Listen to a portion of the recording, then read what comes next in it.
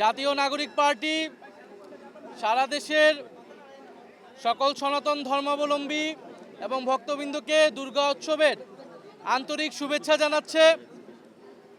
আমরা বাংলাদেশে জুলাই গণ অভ্যুত্থানের পরে যেই সম্প্রীতি এবং অন্তর্ভুক্তিমূলক বাংলাদেশ গঠন করতে চেয়েছিলাম, সেই বাংলাদেশের লক্ষ্যকে সামনে রেখে সকল ধর্ম মতের মানুষের ঐক্যের ভিত্তিতে আমরা সামনের দিনে এগোতে চাই। জাতীয় নাগরিক পার্টি সেই জন্য কাজ করে যাচ্ছে। সারা দেশে যাতে নির্বিঘ্নে পূজা উদযাপিত হয়, সেই নিরাপত্তা যাতে নিশ্চিত করা হয়, সেজন্য সরকারের প্রতি আমাদের আহ্বান রয়েছে এবং জাতীয় নাগরিক পার্টির বিভিন্ন স্তরের নেতাকর্মীরা স্বেচ্ছাসেবক হিসেবে কাজ করে যাচ্ছে।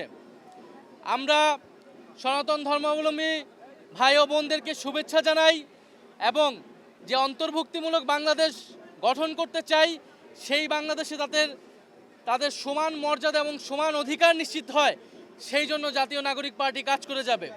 আমরা আজকে এখানে এসেছি, সনাতন ধর্মাবলম্বীদের নানান দাবি দেওয়ার কথাও আমরা শুনেছি। অন্তর্বর্তী সরকারের অনেক কিছু চেষ্টা করেছে, অনেক কিছু সেই দাবি দেওয়া পূরণ হয় নাই। তাদের দাবি দেওয়া যাতে পূরণ করে নেওয়া হয়, আমাদেরও সেই আহ্বান থাকবে সরকারের প্রতি। এবং বাংলাদেশের সনাতন ধর্মাবলম্বী সহ সংখ্যালঘু জনগোষ্ঠীর কেউ যাতে অনিরাপদ বোধ যাতে তাদের মধ্যে না হয়, সেই জন্য সকলে মিলে আমাদেরকে কাজ করতে হবে, সেই দায়িত্ব আমাদের সকলের।